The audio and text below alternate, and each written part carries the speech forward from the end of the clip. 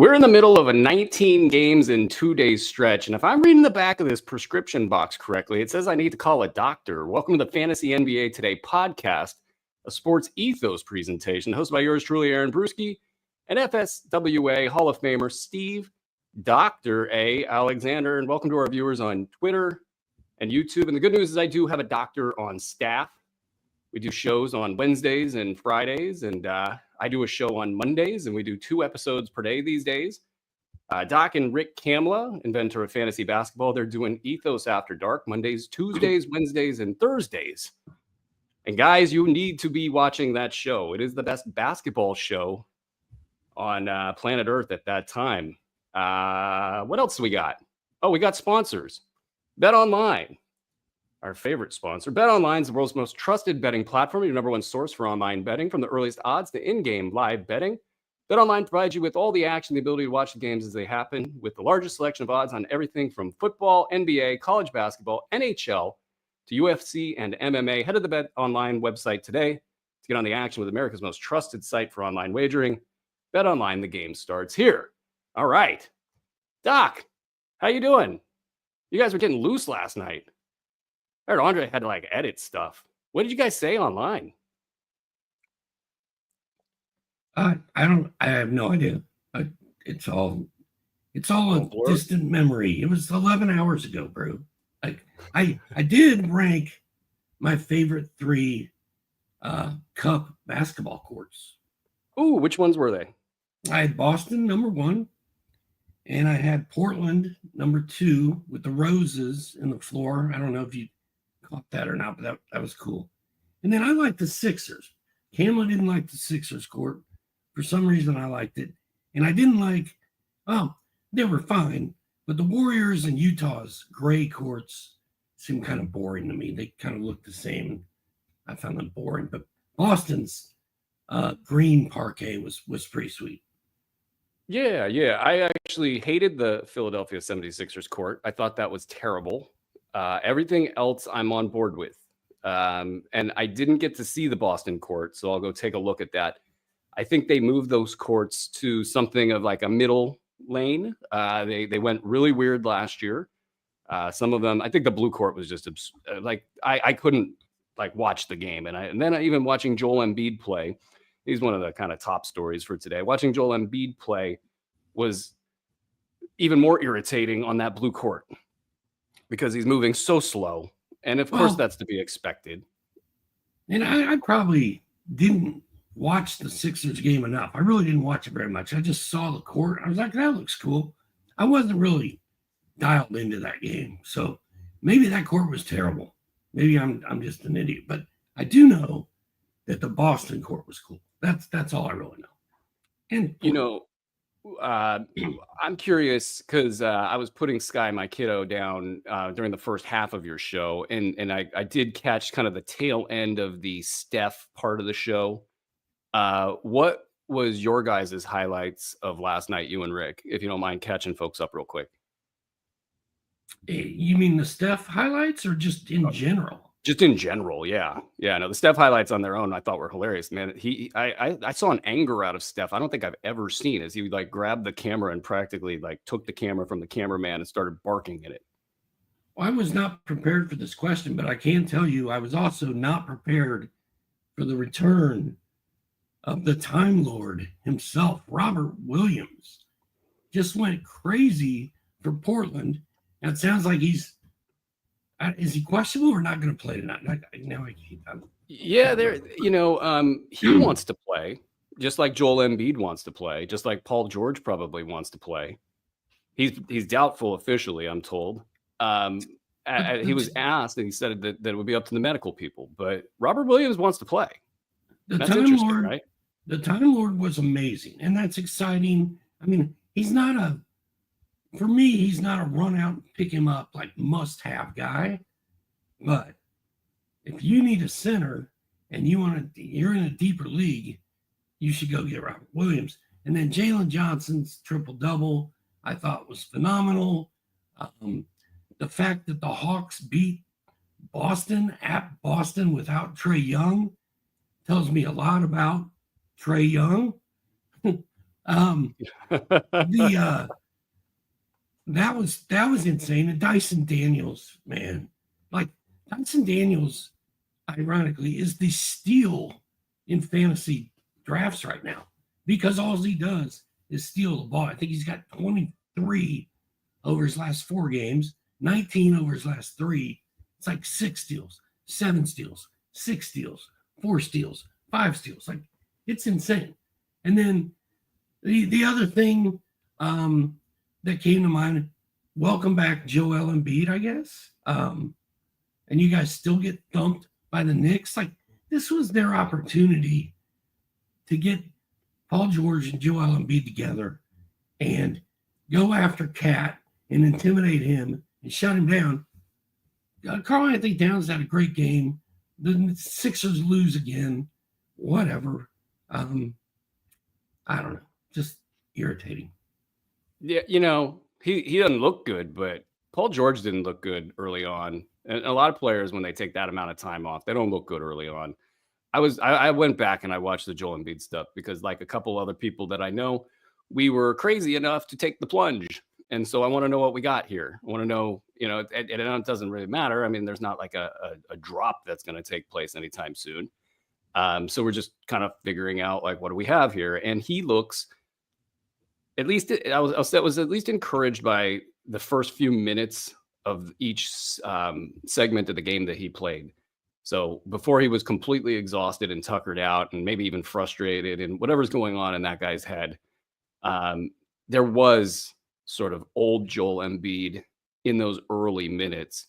So I'm encouraged that as he continues to play, he will the speed that you need out of him to not get embarrassed in certain cases. Like there's times that like Cat just went around him super easy. Just like, I'm just going to take a stroll, couple dribbles to the hoop and I'm there and it's fine. And, no real challenge here. And that's not going to work. Like that will frustrate the crap out of his teammates.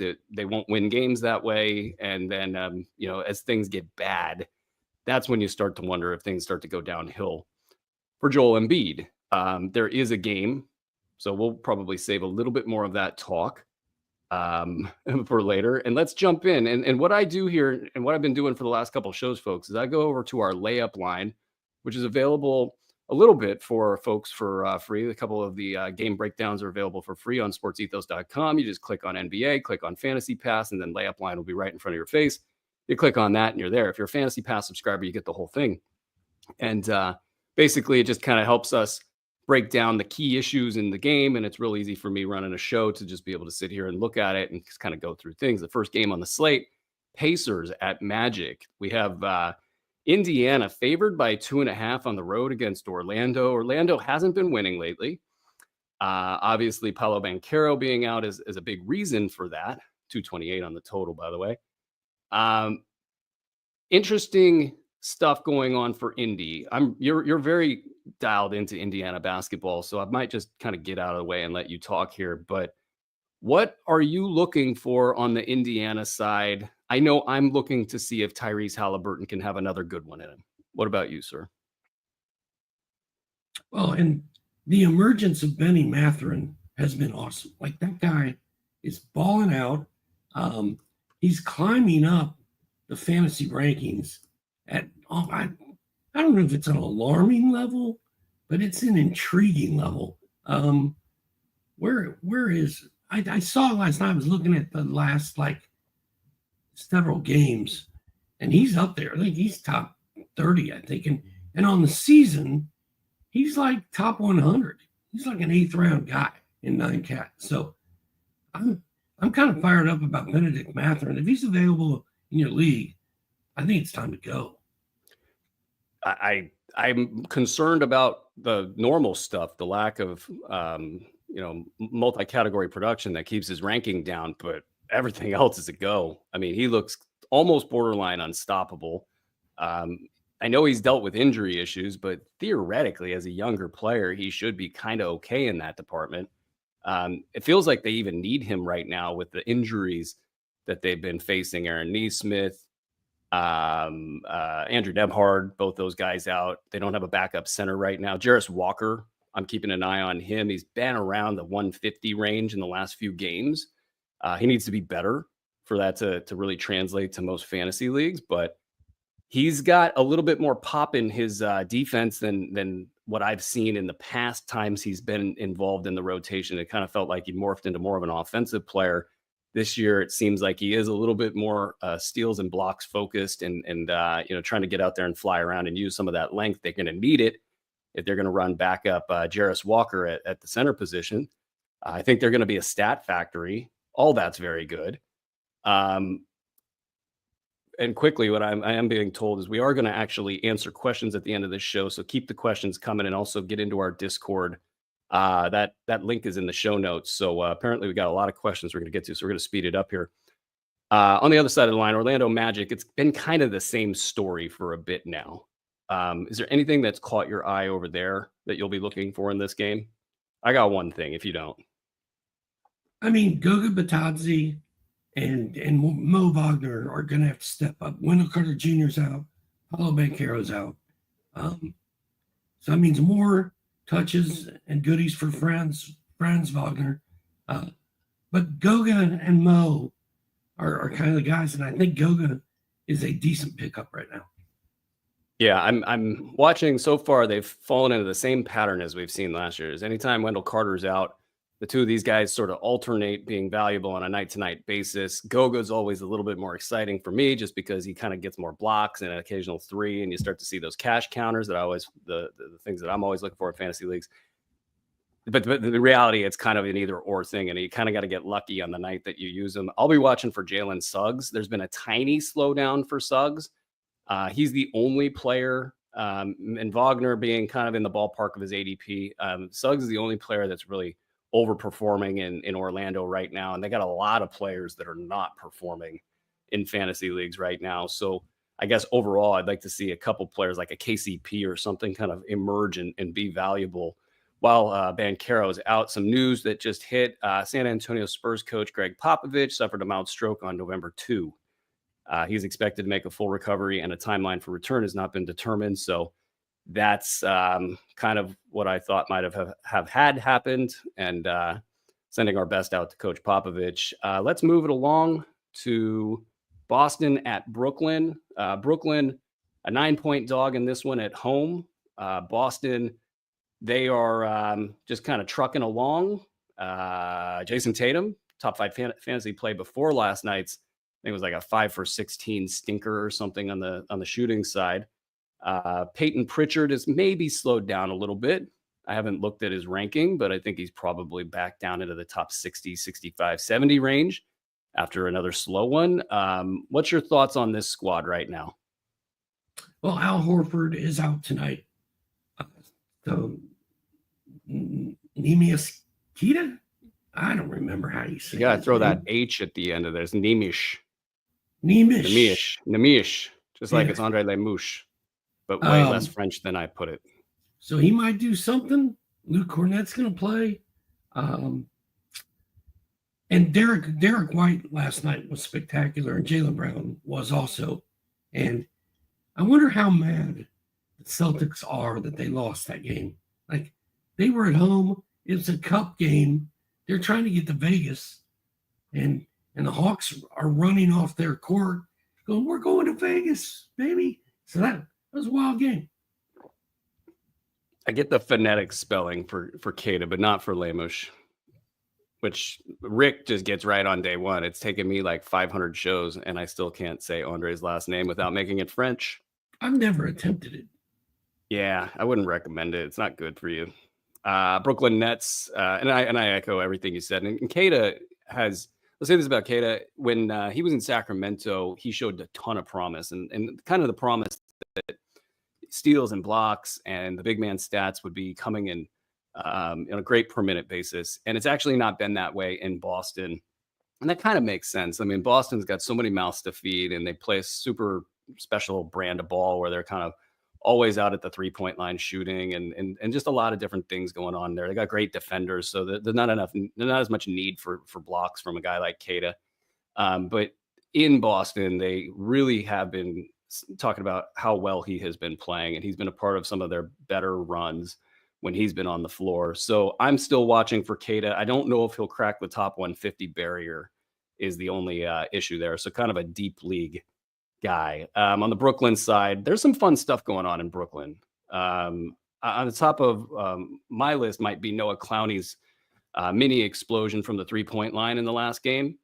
I kind of signaled that I was at least interested because I saw some defensive numbers out of him in the game prior to that. What about you? For Brooklyn, what you watching for?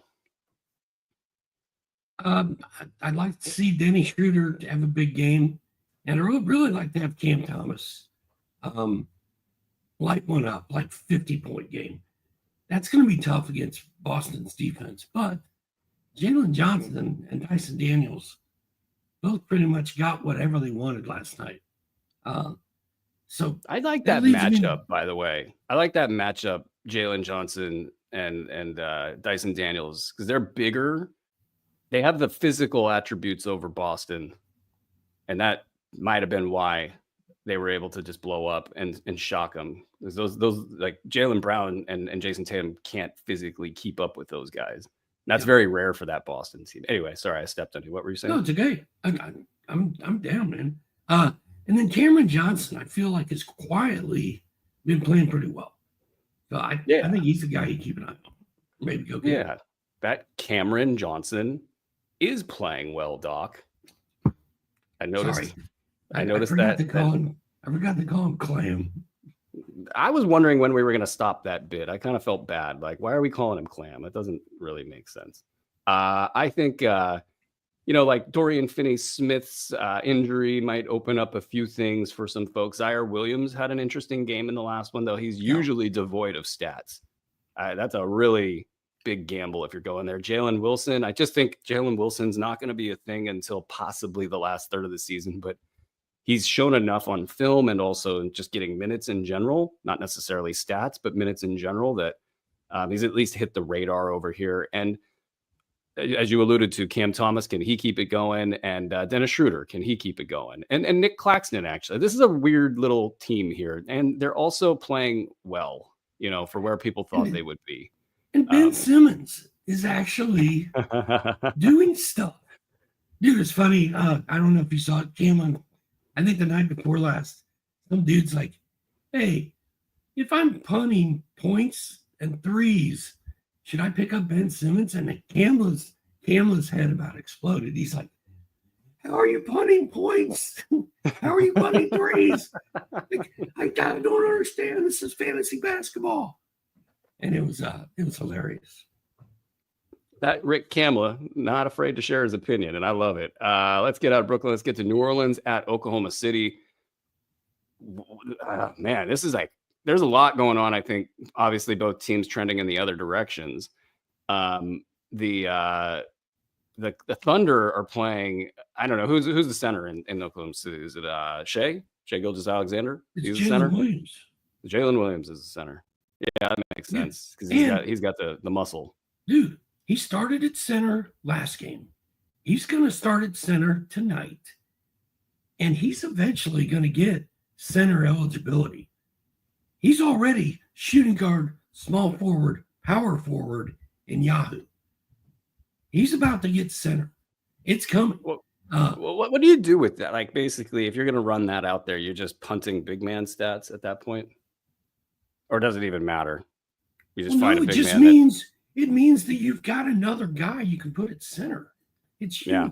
You're not. You're not like giving up on your actual centers, but when they're off and you can put Jalen Williams at center, like there are times when that's going to be a big deal. And if you are intrigued by Jalen Williams and the thought of him qualifying at center sounds good to you, go trade for him before it happens. Yeah, that's a great call right there. On the other side of the line, you get New Orleans, who's just got whatever injury. I don't know if it's bad luck. A lot of people are like, "Oh, bad luck in New Orleans." Well, Jose Alvarado hasn't been healthy ever, and it sucks. I love watching him play, and he's got actually a nice little stat set. He's out for 6 weeks now. Herbert Jones is coming back. You got Trey Murphy back in the lineup. You got DeJounte Murray on the sideline. CJ McCollum as well. Brandon Boston, right? Like, this is another Brandon Boston week. What else in New Orleans is intriguing you? Well, I mean, it's Brandon Boston all the time. Now that they lost McCollum, they lost who just got hurt? Oh, Jose Alvarado, 6 weeks. Brandon Boston is going to have the ball in his hands so much that, I'm excited, man.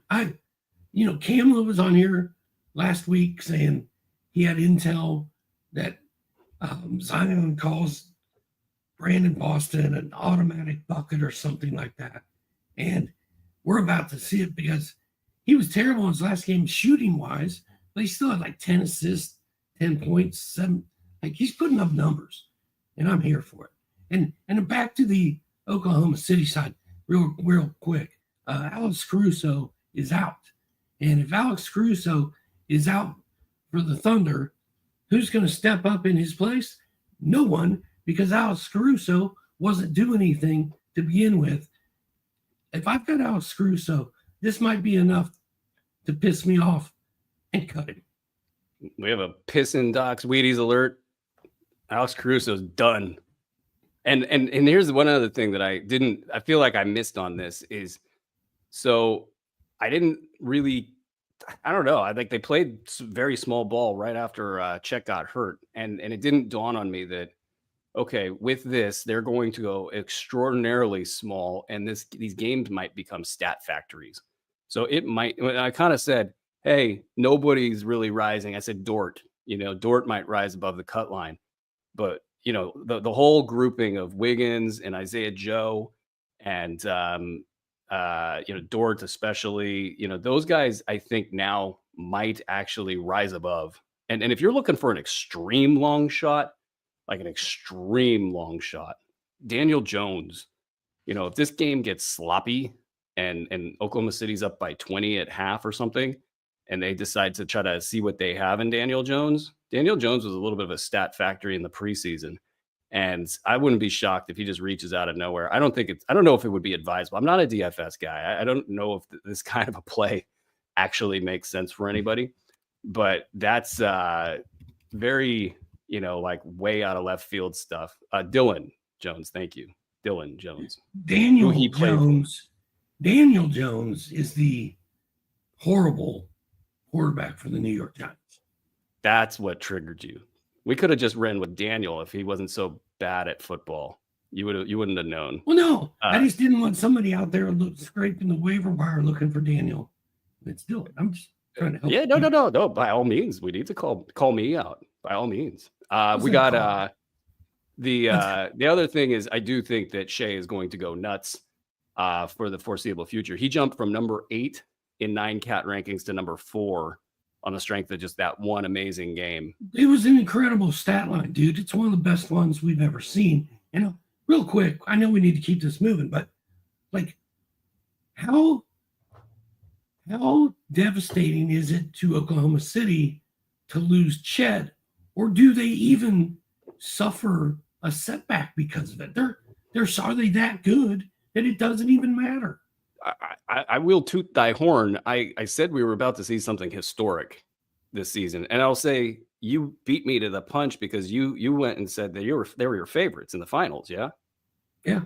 Like way before I wrapped my head around like what I was looking at, and I was like, oh my god, they might actually be maybe the best basketball team of all time. Oh, if I laugh like that, you guys don't have to take me as seriously. But yeah, no, and to kind of close up this game here, because I don't want to go too far on all that. Yves Missi had a real good one the other day. And that, I think, when you got a young player like this, and certain matchups are going to be weird, and the team's not good, so there's just like all sorts of issues all over the place. He's going to have some duds. I think you just roll with this dude the rest of the year. Don't worry about a damn thing. And then if you are looking for, while I'm thinking about the Pelicans, if you're looking for somebody that's just going to simply be on the floor, Jeremiah Robinson Earl has been that guy, and he's giving you about top 150 numbers. So just keep that in mind if you need a warm body out there. Speaking of warm bodies, Joel Embiid played a basketball game, and there's another game scheduled for tonight. You think he plays, Doc? He says he wants to play. They ain't gonna let him play. There's no way. Didn't they already come out and tell us at the beginning of the year that Joel Embiid was not going to play in back-to-back? They did. They got fined for it. And he comes and he plays one game and immediately says, "Oh, I'm playing tomorrow." And he's, I've got him as doubtful, highly doubtful. Same with Paul George, because he can't play in back-to-backs either. Frenchman Andre Lemouche tells us that Joel said it himself. And I also think that Joel changes his mind on days that end in Y. And he's like, I bet he's tired of taking the hits. And he's like, no, I want to play every game. And that was the thought process that got him into this mess. But it's interesting to me. I don't know if I'm not going to count on him playing back-to-backs, but I'm not going to rule it out this season. I think he might have control of that, and he might. Read that quote, dude. That's awesome. I know I said I will never play back-to-backs, Embiid said per ESPN, but I'm a troll. When's that quote from? Is that from today or something? He's trolling himself. I think I like Joel Embiid a lot. Did you see what Jared McCain did last night? He's good, man. He's really good. And I heard you guys talking him up, and it's well-deserved. And I guess my question is, can he somehow find his way through this mess and be a regular guy? Kyle Lowry's like 62 years old. Jared McCain is a kid. He can run circles around Kyle Lowry. Like, do you think the team figures it out? Because that's the only thing that matters, right? I think the Sixers should just let Jared McCain run with Tyrese Maxey out. Just let it go. Just put him in the lineup, wind him up, and let him go. That they need players. Bottom line, they need players. And I'm also wondering how the fit is going to work between Joel Embiid and Paul George. Just sort of watching that thing percolate last night. And, with Embiid, he's kind of a three-point line guy. Just kind of walking back and forth between the two places. He eventually gets down to the block. And then, if you're Paul George, that takes up so much space from you. And I don't know if Joel's even going to come inside the three-point line this season. It feels a little like he might not, but we'll see. And the great thing about your question is, what's the chemistry going to be like between Paul George and Joel Embiid? We're not going to find out very often. They should just play every other game and opposite and never play with each other at all. That's one way to handle it, and see how it goes in the playoffs. I think with this game, there's going to be a lot of attention on it. If Joel Embiid plays, it will be shocking. I think Philly +6 at home, that's your tell right there. Cleveland is not lost a ball game yet. This puts a big bullseye on Cleveland. Cleveland's going to have a big bullseye on their back. Jared Allen is questionable in this game, by the way.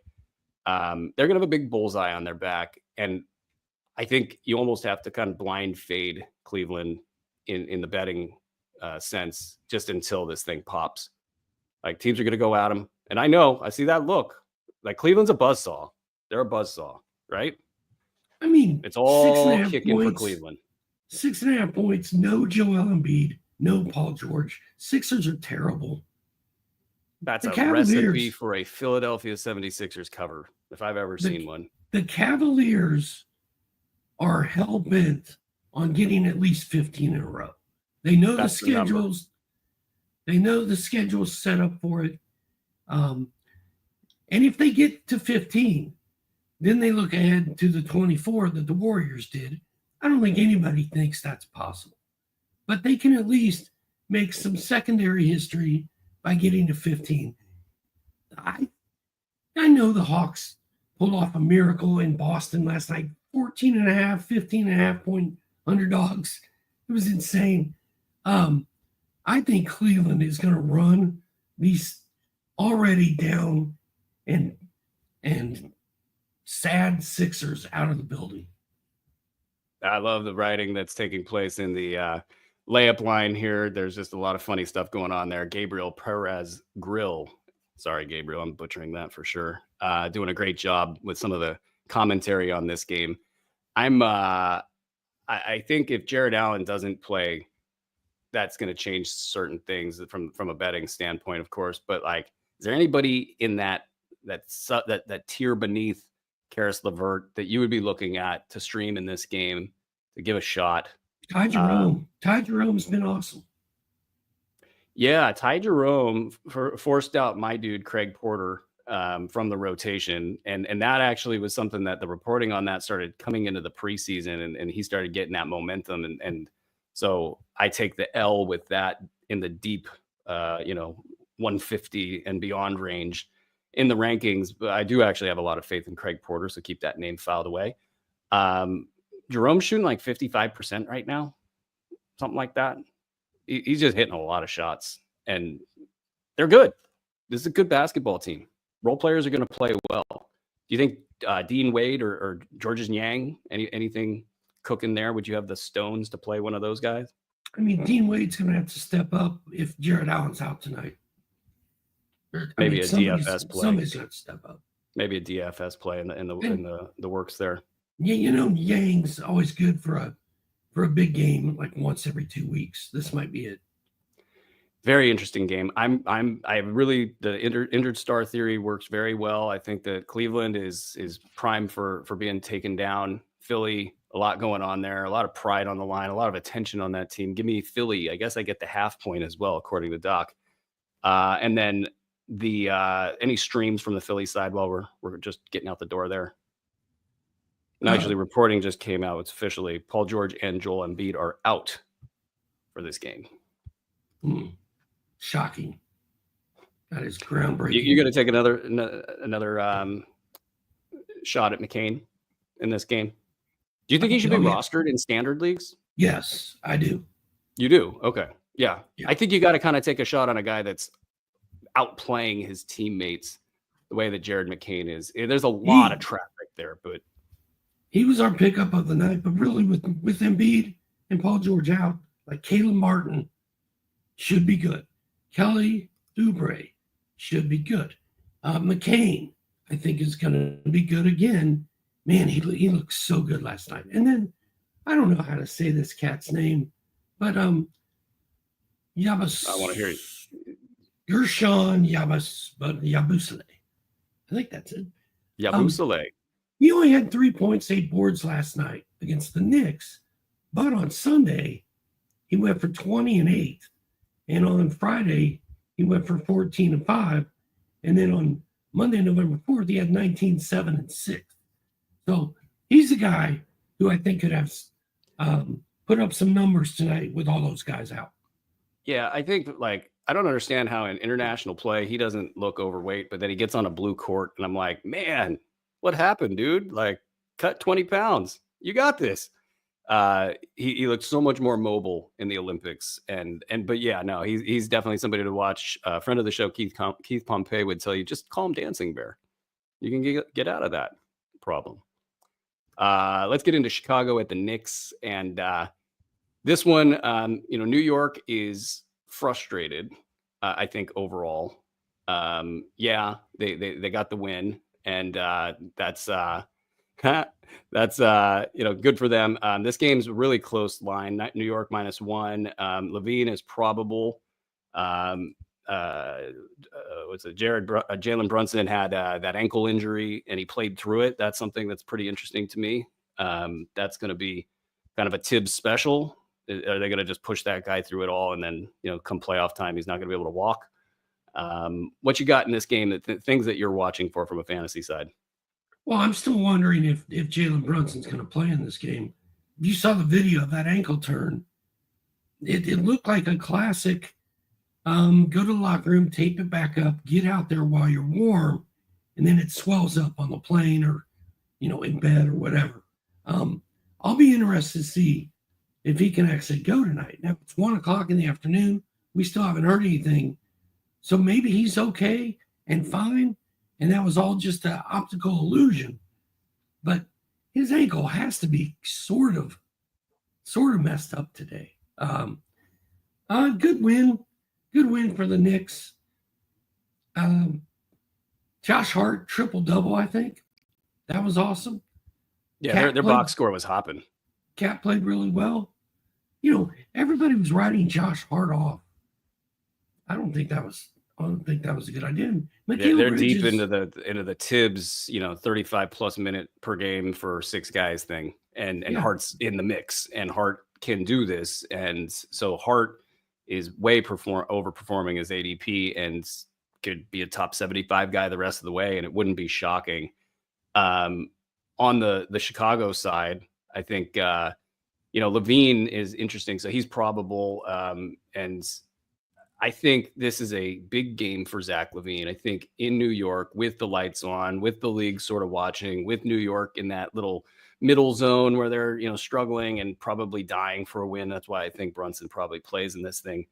I think this is a big measurement game for LaVine, especially with early injury stuff already happening. He and the Bulls are monitoring his trade value. So I would expect LaVine to come out and have a real big game. And then we get to get a little bit of another measurement of what this Bulls team is with Zach LaVine. Not that we really need it. And other things I'm watching, Vucevic is going to, slow down at some point. It's probably a sell high moment. He's got a first round value so far this season and nothing really stopping his role. I mean, people are probably pretty pumped up on Vucevic. What would you do with Vucevic right now? Would you move him while the going is good, or would you just ride it out? I feel like it's the same dude we've seen for the last 10 years. It's just what he does. And I'm just gonna let it roll. I mean, if I drafted Vooch, this is why I drafted him. He had a first round finish like 2 or 3 seasons ago, doing the same exact stuff that he's doing right now. Yeah. I think you could probably buy into this because somebody would probably be, thinking the other direction on it. There is a scenario where he slows down just because he's not capable of having a first round finish and kind of settles back into the third or the fourth round. That's just the only other reason I would say maybe you can get something of like a third round value for Nick Vucevic right now. On the Knicks side, Miles McBride is on the radar. Maybe you could make an early move to stream in Miles McBride. Maybe you get some good injury news luck, with Brunson getting ruled out or something. Or maybe Brunson just is like a decoy in this game, and they go to Miles and they say, hey, he's hurt. We need you to kind of take a few more shots in this game. And give you an ultra green light for Miles McBride. Maybe that'll happen. Pat Williams has been showing up in the box score as well. Usually that's not a great thing because by the time you get him in your lineup, he goes back the other direction. So I don't know about a Pat Williams stream, but the going has been decent for him. Let's get into Detroit at Milwaukee. And let's not just gloss over the fact that my guy, Josh Giddey, is going off over his last 3 games. It's just good for him. Good for Josh Giddey. He's due. That gentleman. Yeah, we'll give him the extra shout out. Detroit, though, at Milwaukee. So we got Jalen Duren back. That's good for Detroit. That team seems to be kind of, I don't know. I think that they're interesting in the sense that Asar could come back and fill in the hole that they need filled in with Ron Holland playing minutes that he's not ready for at the NBA level. And they then... what's their record right now? I think they're like 2 games under 500. Then they're starting to cook with a little bit of grease of some type. What are you looking for on the Detroit side of the line? And Tim Hardaway Jr. had a major injury, but do we have an update on that? I don't think we do. I think there was good news after the game. There was a CT scan that came back negative or normal, so he didn't get completely, knocked out. It didn't look great. So, but what else in Detroit are you watching out for? I mean, Ausar Thompson, I think, is the story. Maybe a little, yeah. I mean, it's going to be Cade and Jaden Ivey just going off. But I watched I'd like to see if Ausar can play. Yeah, well, I watched Ausar's the team account, Detroit Pistons team account, tweeted out just a media availability that Thompson had with local media, and it was strange. Like a lot of commentary that's, I guess to the news stuff, like now that he's been cleared, he could do 5-on-5 and he can get into more of the high end cardiovascular work and just getting on to the business of playing basketball at full speed. That all sounded great. It's like, okay, he's been in shape. He looks in great shape. He's got arms the size of mountains. Like apparently because he couldn't do all that other stuff, he was just able to be in the gym a lot. He might be a physical beast out there, a la Dyson Daniels, but maybe even another gear higher to be able to do things a little bit faster with a little bit more lateral quickness. that's going to be an outstanding ad from a reality basketball standpoint. But then at the end of that interview, one guy asked him a question. It was just framed just wishy-washy enough to where I don't know what it means. He says, "Are you circling January 15 against basically his twin brother?" And Amin was just in town playing against Detroit. So the writers had been able to talk with Amin. And I don't know if that was just like an offhand comment, like, "Oh, you get to play your brother. Are you circling the game against, your brother?" And that meant like a return game. Because that's way off in the distance. That's 2 months away. If that somehow was informed by a conversation by Amin to the writers, or maybe they're talking about that's the target, that would be not great. That would be 2 months of holding on a player you don't know what you're going to get. I don't think that's the case, but I welcome you guys. Go find the Detroit Pistons account. Go to the end of that video. It's right about the 4:30 mark. I replayed it like 5 times because I have Ausar Thompson everywhere now. That's pretty important news for me personally. But that clearly, obviously, yeah. You just went on a 10-minute Ausar Thompson ramble, and I didn't even hear from producer Frenchman Andre Lemouche once about it. Milwaukee dying a slow death. They're dying a slow death. The most recent Athletic article outlines exactly how they can't really do anything about anything. Nobody can move anywhere. They can't really trade anybody. They're just going to die a slow death. What do you think about this squad? What are you watching for in this game? I mean, literally the only thing I care about. Well, I care about Brook Lopez. He put up good counting stats and shot like 3 of 14 yesterday. So even when he finally does something good, it's bad. Bobby Portis is really the only thing I like about this team. AJ Green, as Gabriel points out, has been absolutely cooking with his shooting. Now I'm just reading his article from Beyond the Arc this season. 60% from downtown on 4.2 attempts per game. I saw him like diving for loose balls, doing that whole role player bit. Do you think that he's going to rise above the top 150 mark and be playable in standard leagues at any point in time this season? I'm going to say no, but I have no idea, dude. I don't watch this team play. I don't watch AJ Green. I don't know. The hate, I tell you. I'm very bored by the Milwaukee Bucks myself, but if they keep losing games, like they're going to have to do something. And Doc Rivers being fired, according to The Athletic, is not really in the cards. So just get ready for a long winter. Really, they asked for this. Like this. Well, here's the other. It's just ridiculous. They mentioned that he might be looking at a front office gig after this season. So it's not like they want to just like piss him off totally. And they don't want to give John Horst, GM, who might be looking at places, I guess, like I think it was Chicago, just like different places around the league. They don't want to give him the say in hiring the next coach. So this is all hunker down and maybe, I don't know, maybe even like tanking or something. I'd have to look and see if Milwaukee has a pick or something. But I don't think that Giannis and Lillard are going to be gutting it out for this squad if they can't get it turned around quick. Wizards at San Antonio. I love watching a good Wemby game. I watched Wemby against the Kings. Keegan Murray was at center. It looked like a 16-year-old playing with 8-year-olds. It was amazing to watch. I don't even know what I was watching, but it was just amazing. The Wizards are 8.5-point underdogs against this Spurs team. Kuzma returned and ruined the fun for Keyshawn George. What do you got in this game? I want Jordan Poole to get 5 steals again. Actually, we've got to be defensive wizard Jordan Poole, sir. We've got to be on the verge of another Jordan Poole good offensive game because it's been a minute since we've had one. But Bub Carrington is all the rage. I want Bub Carrington to keep going off. That 4 steals, 2 blocks game might be fool's gold. But that's the thing with Washington. They're just going to play in a lot of weird games that, a lot of defensive deflections and bad passes and turnovers. Hell, I watched in that Wemby game against San Antonio, I watched Wemby basically throw the ball directly to Kevin Huerter like 3 straight times, where Kevin Huerter was like, "Oh, you're going to pass me the ball? Cool." And he gets 3 steals. And it looks like he had a great defensive game when he just kind of stood there and caught the ball.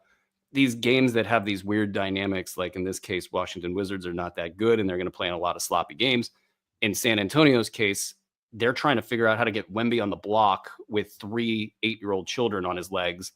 And there's just so many littles in there trying to steal the ball. He can barely dribble at any time. So he's just doing weird things where he runs up the court and he's like, well, I'm taller than everybody. I'll just shoot from 29 feet. Or, I'm going to kind of drive into this mess and I've got to shoot my way through this because otherwise the triple team worked. And it's a weird brand of basketball being played, but it's definitely generating numbers. And so for that reason, I do think like Keyshawn George, I don't care. If the last game was bad, I'd fire him up in this one. Kuzma, not a fan, but he's going to have his impact on the rest of the guys. Jonas Valanciunas percolating in trade rumors. Anybody else that you think is worth attention on the Washington side that I didn't hit there? Maybe Corey Kispert. Maybe. I don't know. Yeah. Players in a game like this that can illuminate the things that Wemby can't do well, like a Jordan Poole. Poole can get by Wemby and score at the cup. The little things like that the players that can actually operate when Wemby's on the floor are the ones that you want to maybe focus in on. On the Spurs side, Vassell, Champagnie, I think like the trajectory for those players hasn't really changed too much. There's just kind of late round value in the case of Champagnie and then mid-round value in the case of Vassell. Are you looking at Stephen Castle? Like what's your take on Castle going forward? Well, Stephon Castle is balling. He looks different. He passes the eye test. 2 years from now, we're going to be drafting him in the second round of fantasy drafts. Like he's coming. And if Devin Vassell was not there, we would be seeing a full-blown Castle breakout. Yeah, he did. Vassell is there. So now they're time sharing along with Champagnie. Like all three of those guys. I like all three of them quite a bit. Yeah, I think they're going to continue to learn how to play with Wemby, and then like the entire numbers for that team will get better as the year goes on. Let's skip it ahead to the Clippers so you can have your party, Doc. Would you like to have your party right now? I mean, on my 30 deep team, I started this week Norman Powell, Derek Jones Jr., and Amir Coffey. I thought there was another one. No? Oh, yeah, I guess I only have 3. I thought I had 4. Oh, three's pretty good. No, I've got James Harden. You have James Harden? So I'm starting James Harden, Norman Powell, Derek Jones Jr., and Amir Coffey as 4 of my 7-player lineup in 30 deep. And I'm just rolling people every week. It's so fun. I love the Clippers. Yeah, and they're pretty much the same thing that we thought they would be on a night-to-night basis. And except for the fact that I don't think anybody was as high on Norm Powell as you were, and he's just crushing it. This dynamic, it'll be fun when if Kawhi comes back to see what happens with all of these guys. But right now, it's very clear Norm is going to eat, Zubac is going to eat, Harden's going to eat, and that's going to be that. James Harden is going to be. He's going to have the best stats of the season for being the most inefficient player in the league. Like his efficiency is horrible, but the numbers are there because he's got the ball in his hands at all times. It's a James Harden team. Kicking it out to Norman Powell to shoot one of his 5 threes a game. So. Yeah, it's really fun to watch, actually, and I didn't think I would be saying that. And then in Houston, Tari Eason is like just their best fantasy player. It's hilarious. He's amazing. I mean, it's not going to continue, right? Like who's the best fantasy player for the Rockets at the end of the season, Doc? Şengün. You think Şengün? I think it's going to go Şengün. Then I don't know, man. Tari Eason's really good. Like the numbers and the efficiency. They're popping. He's it's quiet though. It's subtle. Nobody knows that he's the best. And I didn't actually look this up after the last one, but he's been the best Rockets fantasy play of the season. And that's crazy considering he was drafted at 125 in competitive leagues. And I don't think people have been just like, well, yeah, I'll take a flyer because he's Tari Eason, but he is absolutely looking durable. And that's scary because if he ever gets a full role right now, it's about this 26-minute thing that's going on. And then the combo of him and Amin Thompson defensively in that second unit, I think Ime Udoka might not switch that up because that thing is so dangerous. They're very good, that combo. Right now, it's Şengün winning. Yeah. But Tari Eason is right behind him. He's coming. He's coming. He's bringing. Look, Şengün has every advantage of the world in this competition. Like, he's getting paid. He's the centerpiece of the offense. He should win, but it's not a given.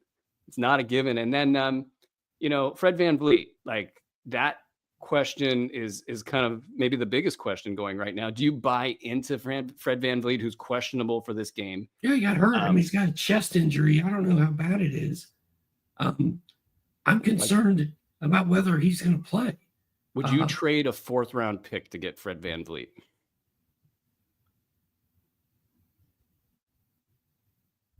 You mean a 4th round? 4th round value projected for the rest of the season. Okay, Somebody that's got a 4th round. Rest of the season. It depends on who that 4th round value is. If it's somebody who I didn't think was going to be that good, absolutely. Like Vooch. Would I trade Vooch for Fred VanVleet? The great question from producer Frenchman Andre Lemouche. I don't know. Last year, I thought I'm just trying to get Andre to fight me at this point. I thought VanVleet was going to get squeezed last year, and he didn't. He was really good. But this year, I feel like the walls are closing in. The kids are gathering, circling the wagons, and I think VanVleet might be headed down. I think he might be going down. I'm driving Vooch. That's a very interesting question. Okay, let's. I think that's enough for the Houston Rockets side because this thing's been rolling the same way for a little bit. Amin Thompson should not be on waiver wires, folks. If Amin Thompson's on a waiver wire, you go run and you pick him up. Well, more importantly, Tari Eason should not be on waiver wires. Tari's actually a better fantasy value right now than Amin Thompson. Neither of these guys should be available. Apparently, we have a short amount of time to get these listener questions in, so let's pick up the pace. Grizzlies at Lakers. Let's talk for 20 minutes about it. Hey, Doc. Grizzlies. I'm watching to see if Jay Huff can be, I don't know, like 6 blocks and 3 threes in 10 minutes or something, or whatever he's been doing lately. That Jay Huff. That's what I'm personally watching for. But what are you watching for? I just want Scottie Pippen Jr. to keep going off. What was that thing that? There was a thing that something about. He's had this game circled forever. That's Scottie Pippen on facing the Lakers. I definitely circled it on the calendar per Mark Medina. So Scottie Pippen is going to go off in this game, or at least he's going to try to. And then Jalen Wells has been surprisingly good, and I'm fine with how Zach Edey's going. He's doing all right. Yeah, Jake LaRavia has been called the most consistent Memphis Grizzlies player by many media in Memphis. And then, of course, Huff and Jalen Wells out of Sacramento. He's been great and not as good in the category leagues. But, I think if you want to have a live body, you got a lot of options in this game. And then for the Lakers side, you dodge another bullet if you're an Anthony Davis GM. So far so good. He's in. He's playing, baby. Yeah. I mean, the eye thing, I'd be scared if I saw that and I had him on my roster. I'd be like, that's not great. And so he's gotten through that. Russell's to the bench. Cam Reddish is playing. I always laugh when Cam Reddish plays because I don't know who's calling the shots there. Is that Clutch or who's doing what with that? But they're doing it. And I don't think I'm buying into any Cam Reddish stuff. And Russell, I don't know how he's going to handle all of this. Some quick news that just popped in. Brunson, questionable. McBride, questionable with left knee inflammation. Jaden Ivey, toe, out. Hardaway Jr., Fontecchio, out. Detroit, now all of a sudden with gaps all over the place on that roster. What does this do for you, Doc? Are you looking at Detroit and seeing if there's anybody that's kind of floating around out there that may be of service, or does this just mean that the big guys are going to eat? Well, this is your favorite team, so I would Malik Beasley, baby. I would think that, dude, Malik Beasley played very well last night. So Malik Beasley definitely gets a huge boost with this news. And we could finally have a Marcus Sasser signing. Then can we go back to Scottie Pippen real quick? Do we know why Yeah, sure. he hates the Lakers so much? Yeah, he used to play for them at one point in time. And you know what's hilarious? As you're asking if we can go back to Scottie Pippen, we got the Giannis Antetokounmpo shot clock hitting in the chat from our great Frenchman producer Andre Lemouche. We are gonna cover this. I don't remember the Scottie Pippen Jr. era in LA. I don't even know if I'm right, but I'm pretty sure I am. We love Scottie Pippen Jr. on this show. He's a do not drop as far as I'm concerned under any circumstance for the rest of the season. So just kind of confidently hold on to Scottie Pippen regardless of whatever is going on with the Memphis Grizzlies. He did play for the Lakers. I was right. Thank you, Andre. He's still talking to me apparently. I think this game has a lot of stat potential, just knowing the way that the Grizzlies box score has played out. So I'll be watching this game. Phoenix at Sacramento. Bradley Beal. So this injury thing played out. I watched the injury happen, and so basically it kind of looked like he tweaked his knee, and there was no structural issue there. And then he got nicked in the calf by his own teammate. So it feels like they're not so worried about structure here, and that it just hit the top of the calf muscle, and it's close to where the other maybe a little tiny sprain occurred. So I don't know if he's going to miss this game. It feels like he's going to try to play through all of this stuff. Of course, that's a recipe for long-term disaster for him. No Kevin Durant. Grayson Allen's my guy. I'm just watching him run up and down the court and sort of be invisible. He shoots threes, and that's just about it right now. I kind of thought, I think what we'll see with Grayson Allen in the next week or so is if getting in shape is going to result in any more activity on the ball or on the defensive side of the line, we're going to see it within a week. And if, say, it doesn't come, then we're going to know that he's just a glorified three-point shooter, which may still have late round value. But he won't be the guy that we saw last year where he's picking up a steal and a block, but getting in the mix for rebounds, getting in the mix for assists. And that's interesting because that means Tyus Jones basically just stole his lunch. And that's kind of the Grayson Allen hour, if we want to just call it that. Anything else you're watching for in the Phoenix and Sacramento game? Royce O'Neal, who is wearing a pearl necklace in his NBA official photograph, is 5 of 22 in his last 2 games. That's like 22% or something. That's terrible. He's 3 of 14. He was 2 of 8. Other than that, he's pretty much shot it lights out all year, and he's putting up decent steals and blocks numbers, even though the shooting is gone. Royce O'Neal is due to get back on track tonight. Not since the Pete Wentz inspired emo look for Jimmy Butler has anybody done a media day photo like Royce O'Neal with the pearl necklace, folks. Not since then. And he's been playing well as well. And he's another person that's stolen Grayson Allen's lunch, at least temporarily. The thing with Allen, one last thing there is the risk of the injuries for all involved, the idea that he won't get reps on the ball at some point, Tyus Jones being more durable probably than most is maybe the caveat there. It feels like Grayson Allen's got a lot of outs here to maintain top 100 value for the season. So that's where I'm going to give him another week or two, given the injury situation there. But I do want to see how he does this week. On the Kings side, it's just what can you get out of kind of the back end of the rotation with DeMar DeRozan taking a ton of shots. And I think we've covered that group. And then I will say, though, with Keon Ellis, he had a quiet one in the last one. And the entire team had a quiet one. That the box score was really devoid. Keegan Murray suffered. Herter suffered. And then Keon suffered, and they were very flat in the back-to-back. I would expect them to come out and play much better in this one in the revenge matchup. Malik Monk is out. So, of course, in my DFS FanDuel against my buddies, I went all in on Keon Ellis and Kevin Herter.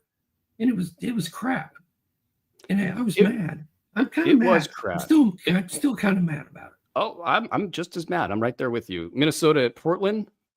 Quick thoughts on that before we get to the viewer questions. We still have more games to go. Okay, Just the Minnesota. one. This is the last one. Well, we got there. We got Time Lord. We'll be watching to see if Time Lord can somehow talk his way into the game. Hold on, I'm looking at Minnesota right now. Don't confuse me. Naz Reid, he's been balling. I love Naz Reid. Yeah. Dante DiVincenzo is starting to come on a little bit. Like I feel like it's taking him some time to figure out how he fits in there. And I think Jaden McDaniels is a fairly underrated real basketball player. Like he's pretty good, and I think he's a good fit. Well, with Anthony Edwards and Julius Randle, and I just kind of like Minnesota, even though they embarrassed me after I picked them to destroy Portland last night, and they didn't even show up for that game. Come on. Yeah, and I don't think there's a buy low opportunity here, but you got Anthony Edwards shooting like some crazy low number from the free throw line, and that's depressing his rank, and it's pissing his GMs off. Not that I would know about that. And then on the Portland side, just whatever's going to happen is what's going to happen. The Anthony Simon stuff is actually quite scary is probably the word. I don't know.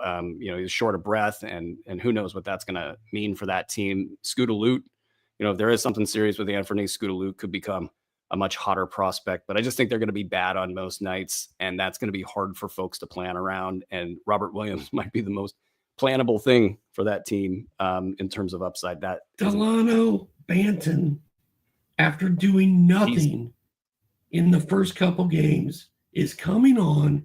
I've got him starting in 30 deep. He's another reason that nobody can beat me right now.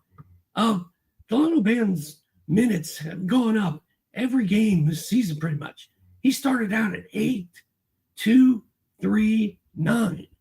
And he's been double digits ever since then. It's gone 12, 12, 16, 12. And then the last two games, 20, 24 minutes. And he scored in double figures in 6 of his last 7, even in those games where he wasn't getting minutes. He's a bucket. He shoots the ball when he's on the floor. He steals the ball. He hits threes. I love Delano Banton. Yeah, I could tell. And he's a stat getter. And it's going to be one of these things where Banton happens at some point in time. And yeah, the efficiencies are questionable, but you could probably live with it if he's going to go nuts like he did last year at some times. Let's get to the questions, and let's set a world record, Doc, for questions answered within a certain amount of time. Let's go. LaMelo or Sabonis, 14-team points league. Who you got? Mangle's the question asker. We're going rapid fire is what you're saying. Yeah, we're going rapid fire. Where are the questions? I don't even see them. I'm pulling them out of thin air. I don't even know if Mangle exists. All right. Just making stuff up as I go along. 14-team points league, LaMelo or Sabonis. I'm presuming that's the rest of the way. Sabonis. That's a play for safety, and I'm kind of feeling like gambling. I'll go LaMelo, but it's a gamble. It's a gamble. It's a gamble. Thunder Dan Gnarly asks, will I regret watching other managers add Time Lord to their squads? It's a 10-team 9-cat redraft or a 12-team 9-cat keeper. Is there going to be regret with Time Lord going to the other squads? I doubt it. But there's enough hope for me to take a flyer on him. And shout out to Thunder Dan Gnarly, who got Cam and I on a old school 20-minute NBA rant that we couldn't really stop. It was like a runaway freight train. I wonder if that's the thing that got edited out. Thunder Dan Gnarly also asks, is Kamara merely a good streamer or more than that 12-team 9-cat? Good streamer, or has he got room for more? Well, he is a good streamer. And as this team, like at Portland, I keep thinking they're just going to tank and be terrible, but they're out there hustling and playing so hard. I don't really know when that's going to happen. I think Kamara has a chance to blossom this season. Yeah, I think he's got the chance to plod along at minimum and maybe finish inside the top 100, which again, unless you're drafting on an 8-team league, that's actually quite good. So that's interesting. On a per game basis, I think it'll be like 125, 150. And there was one other question that we missed. I believe these are member questions. SAR or Edie rest of season? I'm going Zach Edey. I'll take SAR. Parker Finlay asks, Peyton Pritchard or Bub Carrington, rest of season 9-cat head-to-head?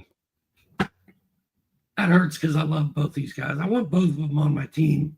I would find somebody else to drop if that's the question. But if I had to pick who's going to finish with better stats at the end, I must say Peyton Pritchard. But it's close. It's a little sad. Yeah, it's probably Pritchard here. The only way this works out the other way is if it turns into a stat factory in Washington and you see the kind of 4 steals, 2 blocks thing more often than not.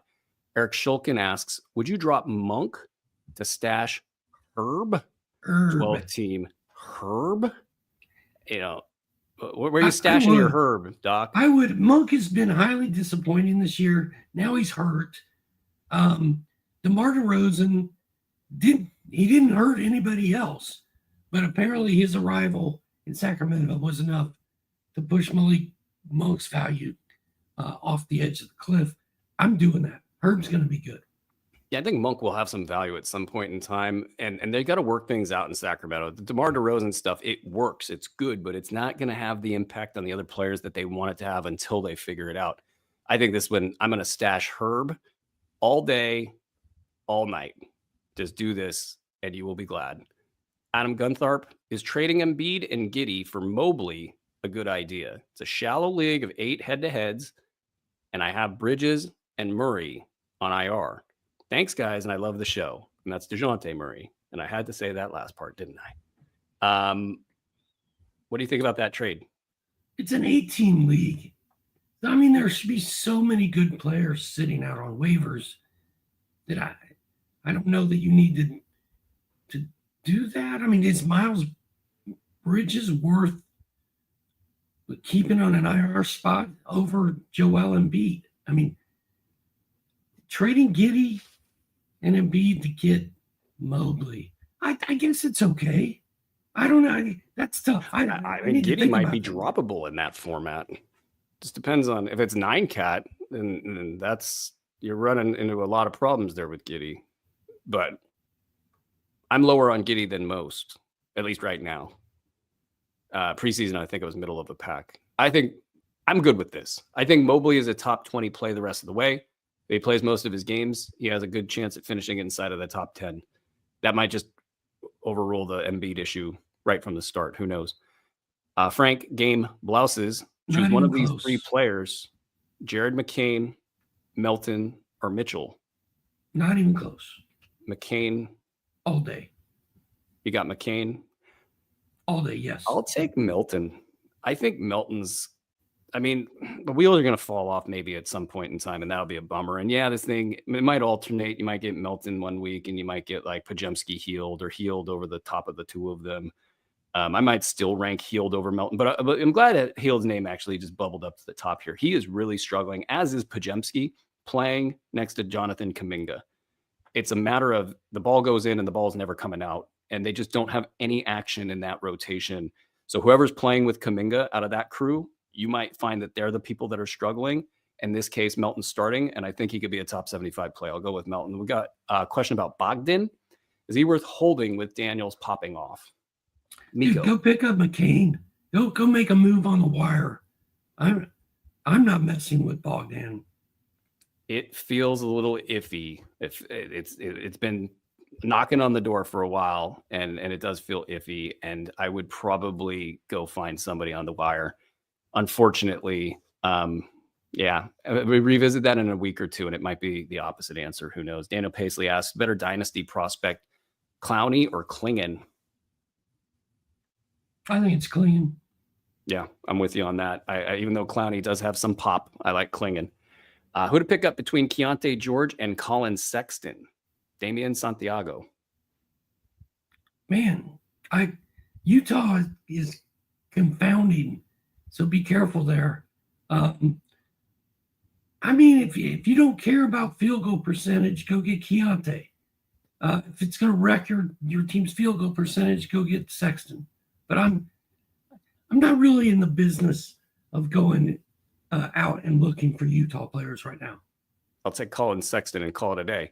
Any other questions? Shaden over Scoop? Also, shout out to John Collins last night. Walker Kessler was out.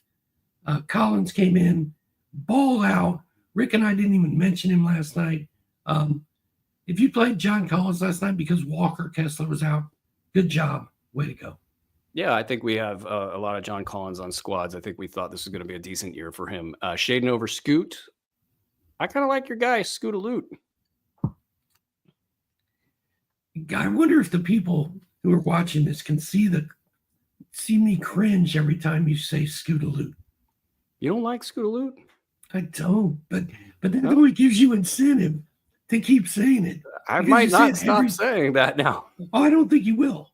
Well, you haven't stopped all year. You say it every single time, and I'm always like, oh, Scoot-a-loot. All right, let's bury Scoot-a-loot for Doc's sake. Scoot-a-loot is no. dead. You can say it. It's all right. I'll never say it again.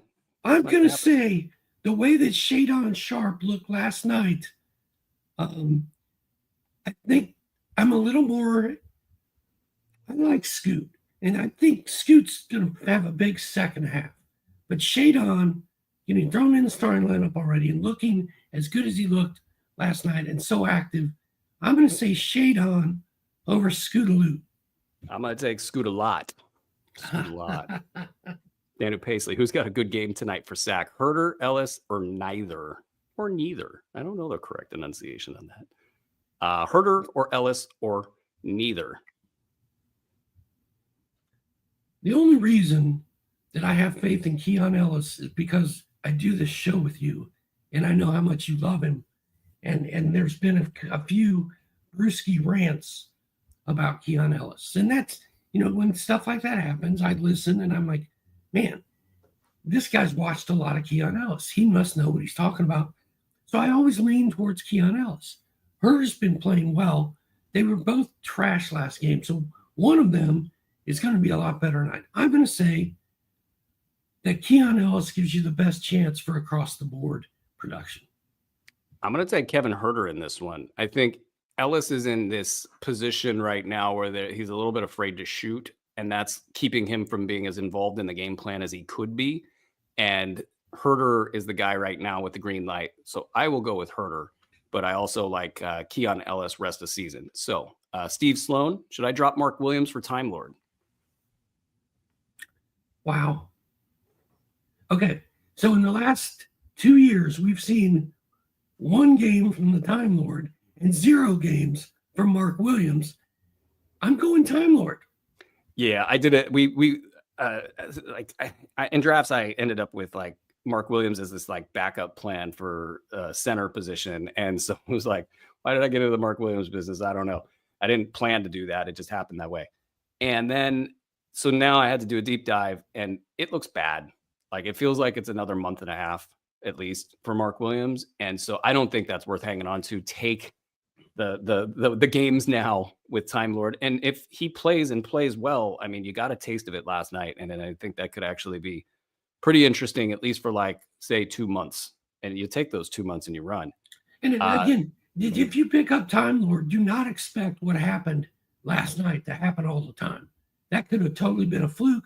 They still have DeAndre Ayton. Like, it's not a done deal. But at least we know that Robert Williams can still play basketball.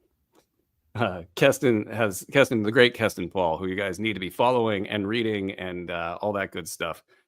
Sports Ethos writer Keston Paul says, rumor I heard is someone in the Lakers organization said he won't make it in the league. Talking about Scottie Pippen Jr., that is. And the rumors that it was Mr. Darvin Ham, but don't quote that. Well, we did it on screen, but he did seem motivated against the Bucks too, where Ham is now. This is the deep dive stuff that you get from people who are working the blurb feed over here. And dude, Darvin Ham is just making enemies right and left, like everywhere he goes. You know, Sometimes I'm shocked at the player evaluations that come out of people around the league. It's maybe they played a lot or they've been a coach forever or something, and they'll just be like, it was kind of like George Karl when he said that Seth Curry may or may not be a player in the league. It's like, what? Like, you're watching the same thing we're watching, right? So that's fun stuff. And yeah, it sounds like Scottie Pippen Jr. might be somebody you want to have in your DFS lineups. And that's going to do it for today's show. Thank you guys very much for all the questions, all the support. Scottie Pippen Jr. is my Locktober in November DFS special for tonight. I love the framing there. Locktober in November. Thank you very much, Doc. Thank you very much, Frenchman, producer extraordinaire, Andre Lemouche, who's going to fire me into the sun after this show. Thank you, listeners, for all of your great feedback. Thank you, everybody, for your support. Keep an eye out for all sorts of big things coming soon at sportsethos.com. And Fantasy Pass members, you're going to get a whole lot of new stuff here pretty soon. So just keep an eye on all of that. That's going to do it for today's show. This has been Fantasy NBA Today, presented by Bet Online, a Sports Ethos presentation. Until next time, ladies and gentlemen, be well.